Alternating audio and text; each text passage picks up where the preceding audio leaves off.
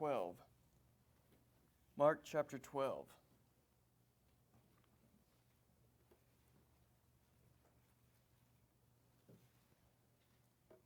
Mark chapter 12.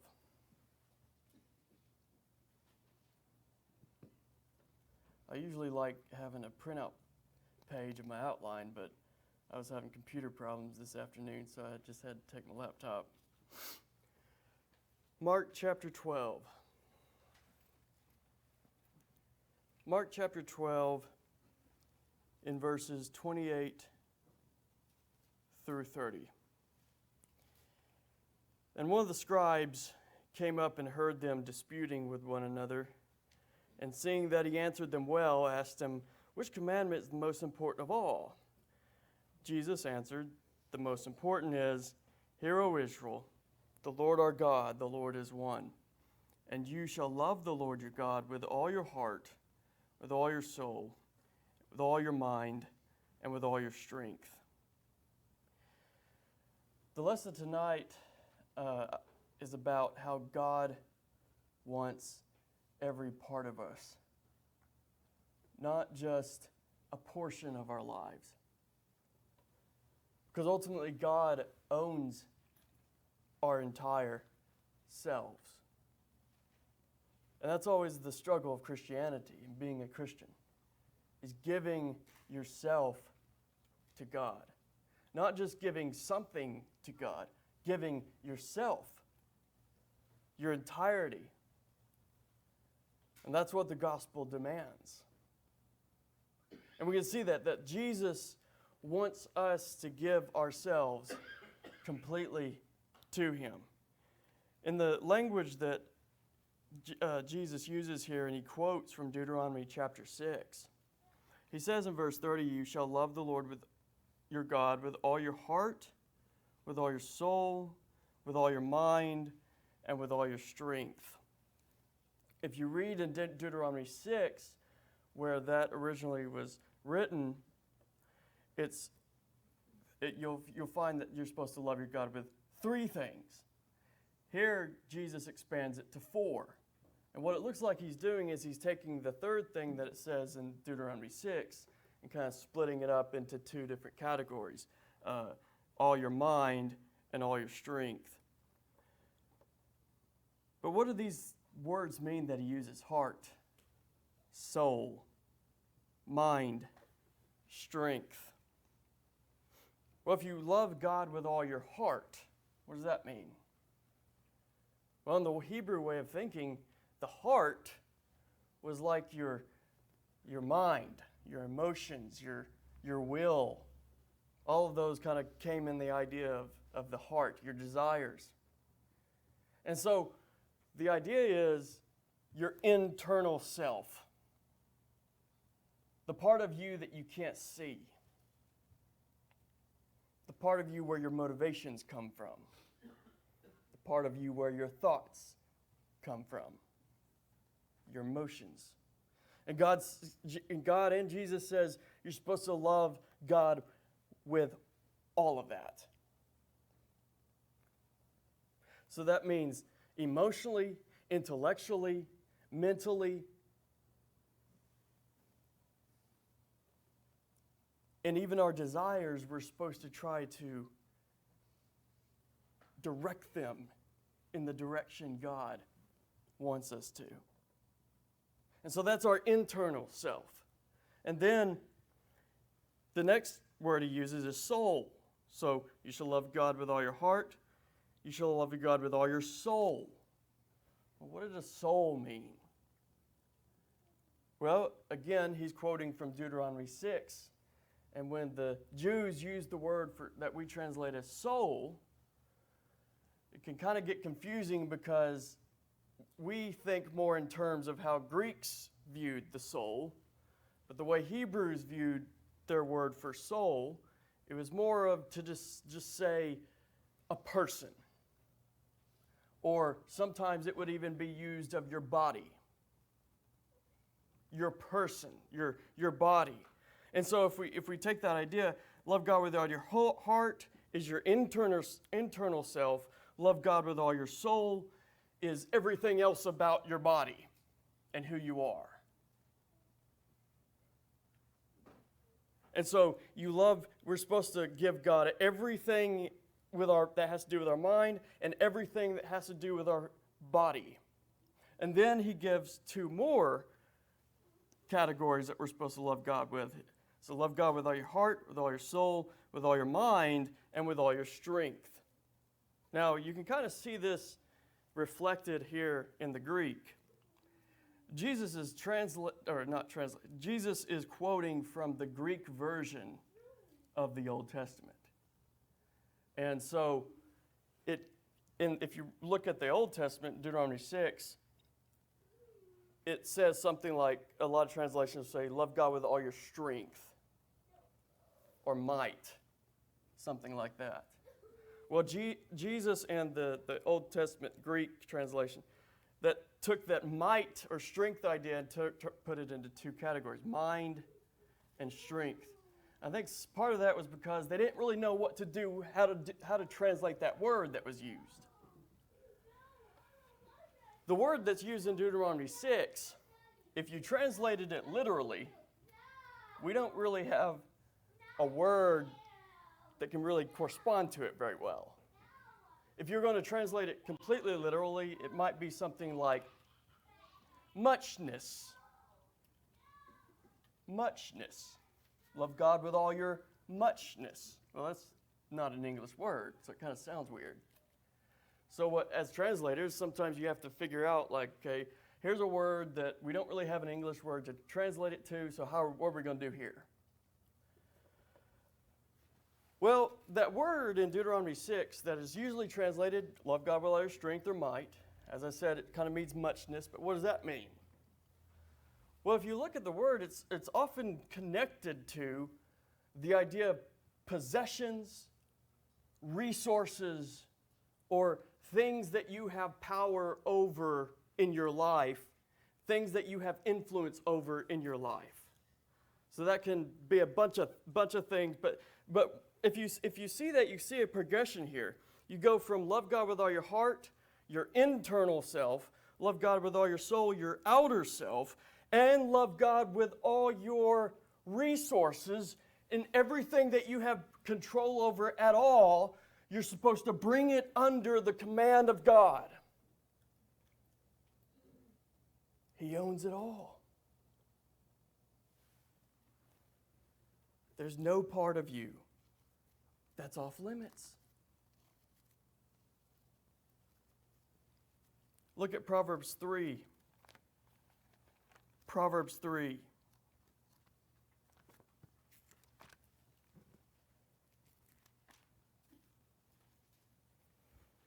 Proverbs 3 in verse 5. Proverbs 3 in verse 5, it says, trust in the Lord with all your heart. So there's that same language. But now it's using, instead of love God with all your heart, trust Him with all your heart. And you kind of see there is a connection between loving God and trusting Him. Trust in the Lord with all your heart and do not lean on your own understanding. In all your ways acknowledge Him and He will make straight your paths. So trust in the Lord with all your heart. What does that mean? What does it mean to trust Him with all our heart? Well, He expounds on it a little bit. Don't lean on your own understanding. What does that mean? Don't rely on your own way of thinking without relying on the revelation that comes from God. Make the revelation that comes from God the foundation of your thinking and the foundation of your entire mental process. And then in verse 6, he expounds more on what it means to trust in the Lord with all your heart. He says, in all your ways, acknowledge Him, and He will make straight your paths. All your ways. Not just some of your ways, not even most of your ways. All of your ways.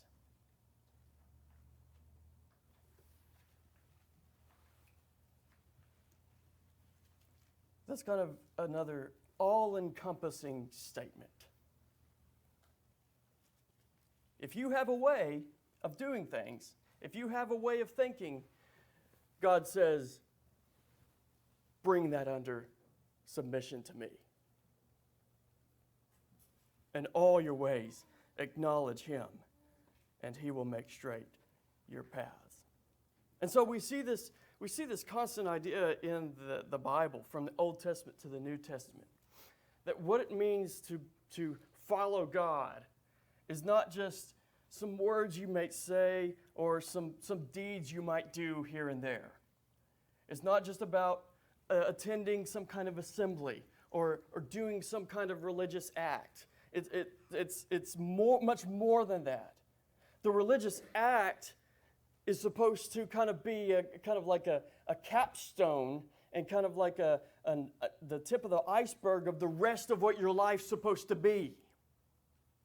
The worship that we do is kind of like the place where who we are in our relationship with God and our devotion to God manifests itself in a very visible way.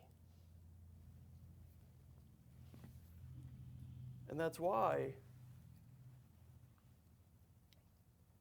the writers like David, Isaiah, Micah, Joel, Jeremiah, places in Paul, that's why they would talk about sometimes that God is tired of sacrifices and worship, because people would get in their mind that if we can just offer God our worship, that's what he wants. And then we can live how we want to outside of worship. And so you get this idea that in Jewish history, in the Old Testament, sometimes Jews would think, well, if we just attend the temple worship, if we do this Passover, if we do the Sabbaths and all of that, then it doesn't really matter how we treat other people around us in our daily life. It doesn't really matter what we do as far as that, because the main thing that God's interested in is, keeping the Sabbath day and what we do at the temple and all that kind of stuff. And so the prophets would condemn the people for thinking that way. And so a good example is in Isaiah chapter 1. Isaiah chapter 1.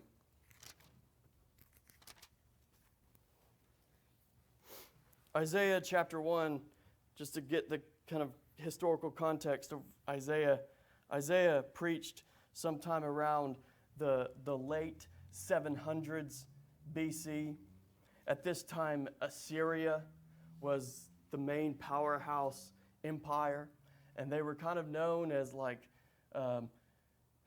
if you could say, to use a parallel, to think of groups like ISIS or the Taliban or Boko Haram or Hamas. The most extreme radical jihadists you can think of in the Middle East. And make that an empire. Make them control an entire empire. That's kind of how it was with Assyria.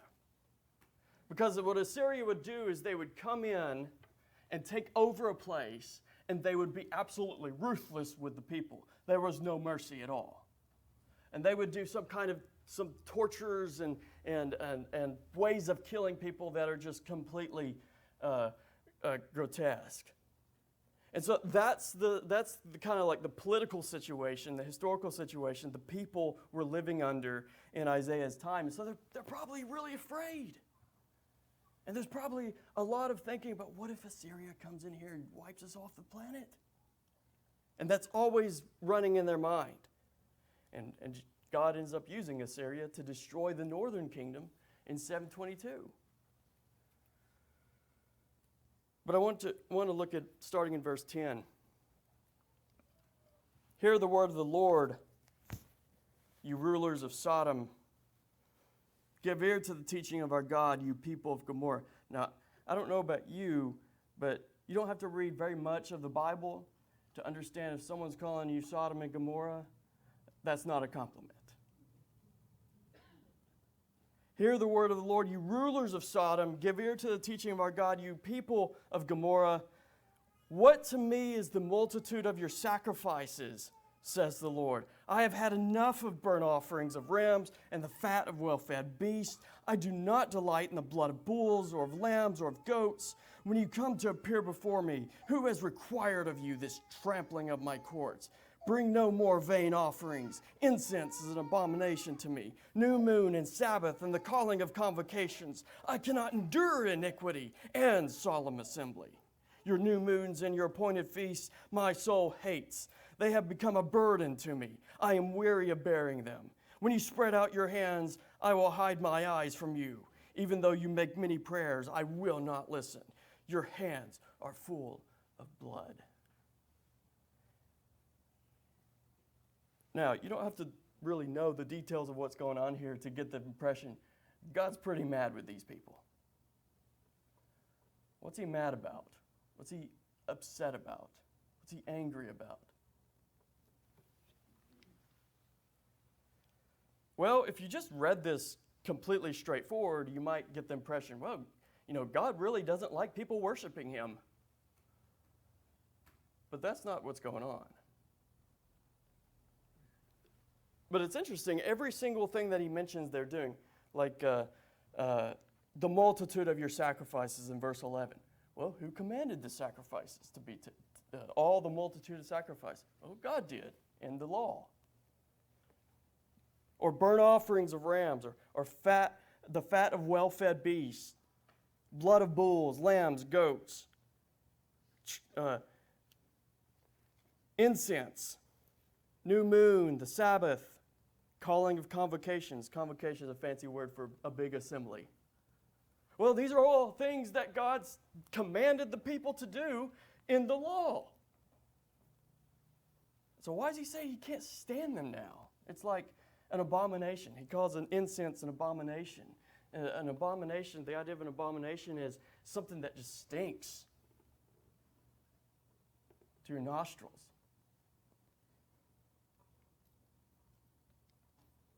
What's he so upset about? Well, in verse 16 he says, wash yourselves, make yourselves clean, remove the evil of your deeds from before my eyes, cease to do evil, learn to do good, seek justice, correct oppression, bring justice to the fatherless, plead the widow's cause. And so now he's getting more specific about what the problem is. The problem's not their worship per se. Their problem is they are worshiping the right way, doing the things they need to do with worship. But outside of worship, they're not treating people like they would want to be treated. They're not loving their neighbor as theirself.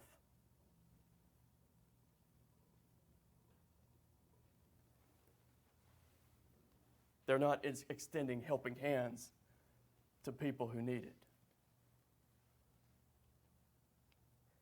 And God says, when people are like that, when they are faithful in their worship and attendance and all that, but they live in a way that's more satanic than it is godly, God says, that makes me nauseated. That makes me sick.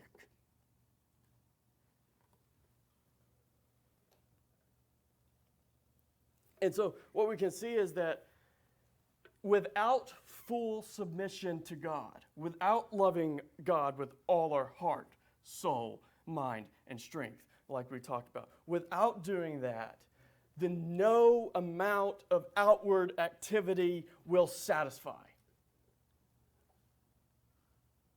No amount of outward activity will serve as a good substitute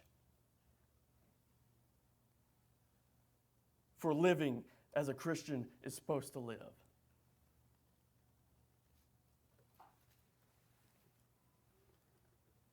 And that's the thing about worship. Worship is supposed to kind of be like we come to worship to bask in the sun, and the light illuminates us, and then we go out in the world and that light gets projected into the world. How we live, and how we behave, how we conduct ourselves, our speech, everything. And so all this seems like so much for God to ask of us. He's asking everything of us. He's asking everything. You know, in Luke chapter 14, Luke 14,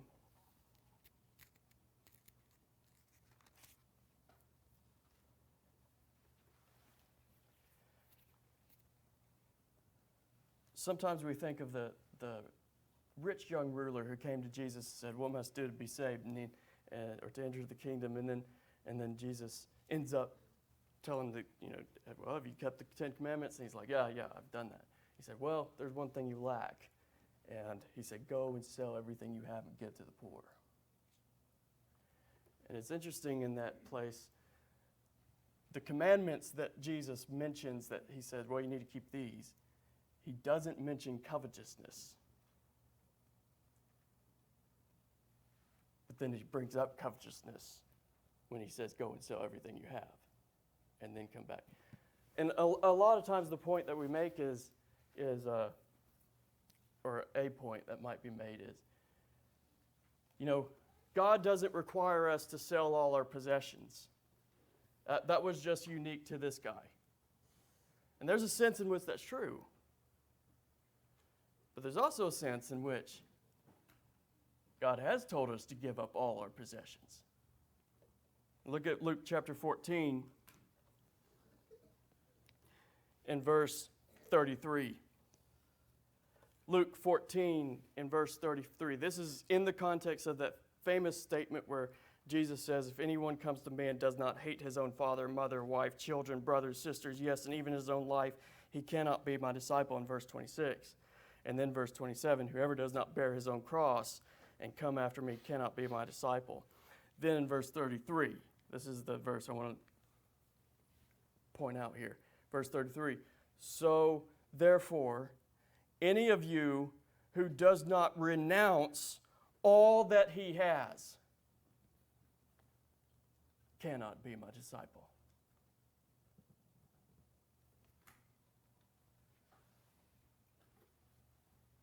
There's a sense in which God is calling us to give up all our possessions. Not in the sense of go out and go sell everything you have right now,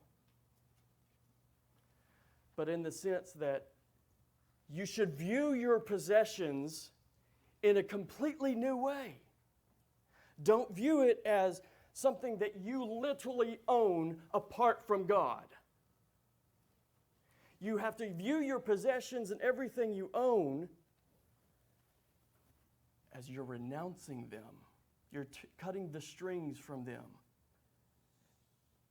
And now you are trying to love God with all your heart, your soul, and even your possessions and resources. And that'll look differently for different people in different circumstances. But we have to have that attitude. It's not really mine. It's just a loan that God has given me. And I'm just a steward of it. And one day, I'm going to have to face God and give him an account for how I handled that stewardship. Renounce all that you have. Now, that's a lot to ask for people. That's a lot to ask for people, especially as Jesus, he's starting a movement. Back in the first century here, he's beginning the movement of the kingdom. And one of the things he's telling people, well, what do we got? What's our main mission here? Well, you got to give up everything. That's not a good sales pitch.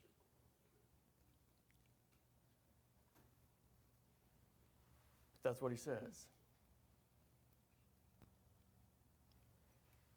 How can he ask of us of that, to do that? How can he ask us to do that? That's the question I want to kind of end this lesson with. How can God ask this of us? Well, I want to try to answer that question in Genesis 22. In Genesis 22,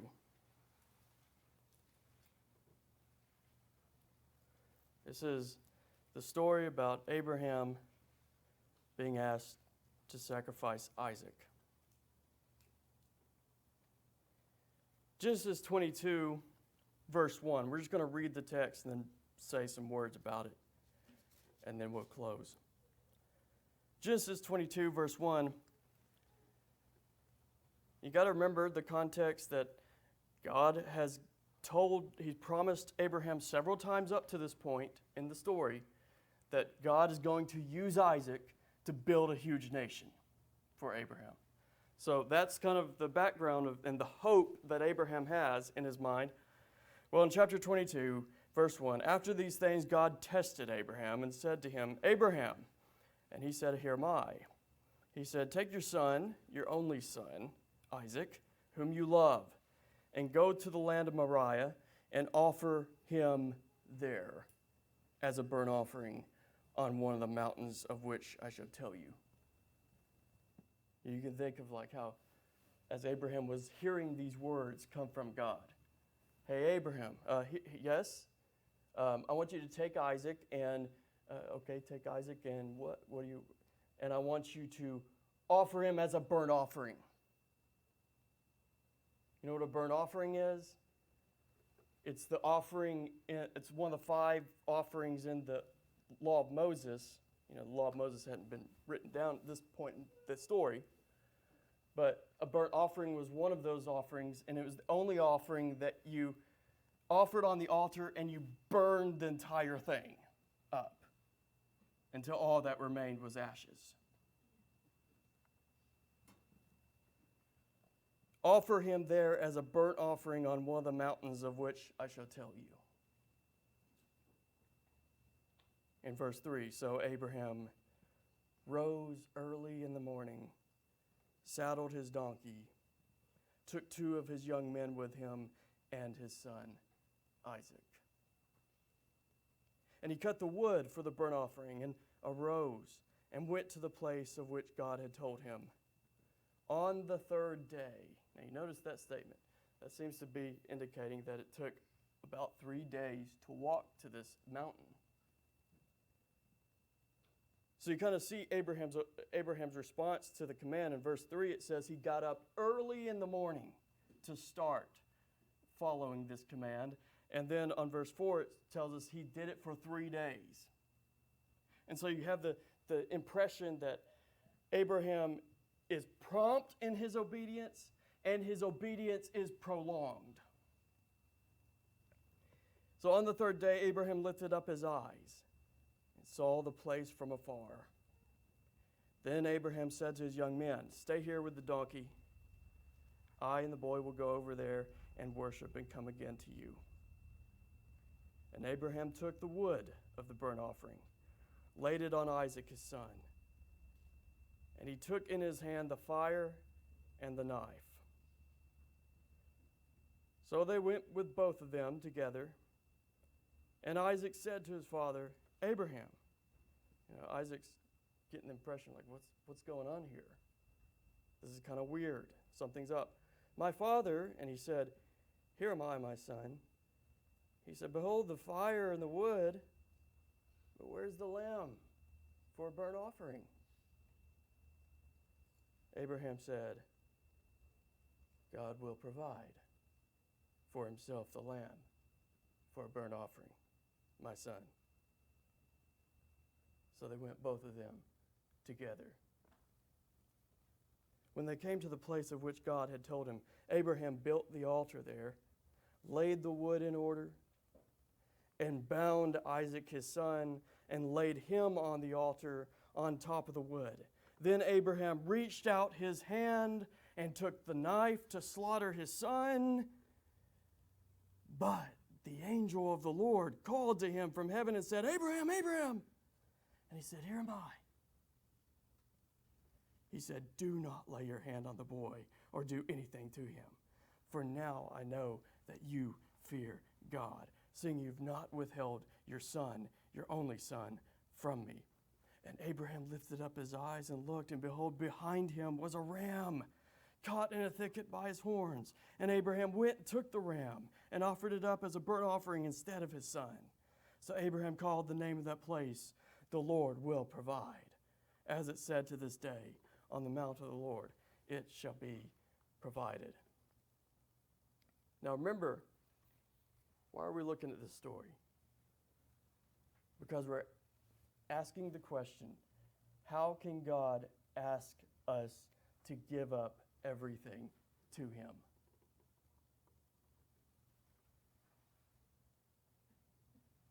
This story, there's several phrases in this story that are repeated in the New Testament in various contexts. I'm just going to look at a couple. One is the word would. The word would is emphasized in this text as it's mentioned in verse 3, in verse 6, in verse 7, and twice in verse 9. So a total of 5 times in this passage, the word would. This is the same word that's translated tree in Deuteronomy 21, verses 22 and 23. Deuteronomy 21, verses 22 and 23, when it says, Cursed is the man who hangs on a tree. Same word as wood here in Genesis 22. And notice how what Abraham does with the wood. In verse 6, Abraham took the wood of the burnt offering and laid it on Isaac, his son. What's he doing? He's bearing a cross, so to speak.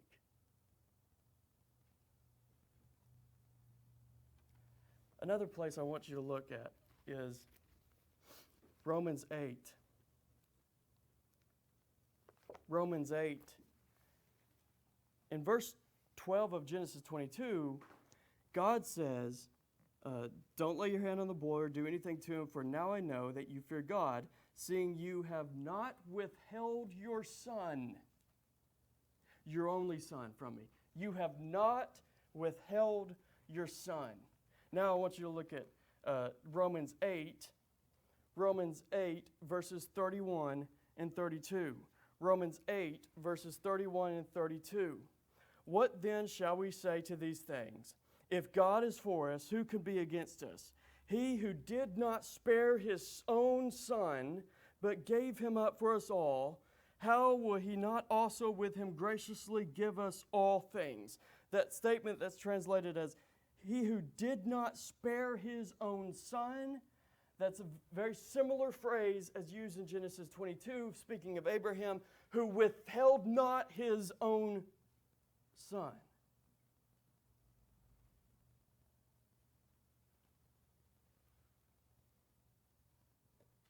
What's going on here? In Genesis 22, God asked Abraham to sacrifice his son. But he ends up not making him do it. The rest of the Bible shows us that God was not only willing to give his son, but he did it.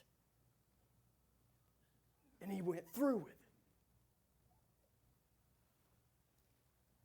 And everything about what God asked of Abraham reminds us of God who has done the same for us and more.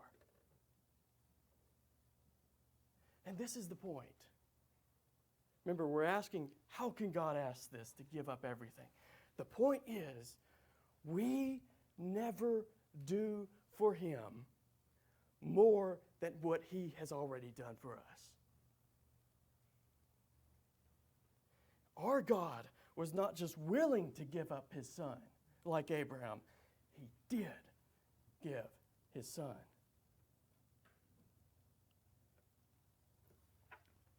And so why can God ask of us, give up everything? Love God with all your heart, all your soul, all your might, all your strength. Why is it just? Why is it fair that God can ask that? Because he has given up everything for you and for me. By sending his son to die, to be tortured, beaten, spit at, and ripped to pieces on the cross, and to bleed out. And the entire time he's hanging on the cross, the people are still mocking him. He saved others. He can't save himself. Why don't you do a miracle now? Come off the cross and now we'll believe you. And in all that mockery, the only words that Jesus responds with is, Father, forgive them, for they don't know what they're doing.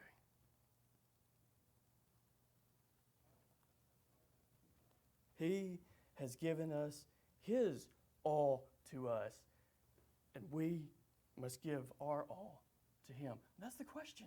That's the entire question of the Bible. Are you going to do that? Are you going to do that, or are you not?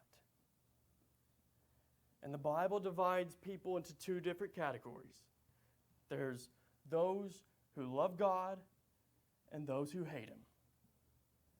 Those who are righteous and those who are unrighteous, or the wicked.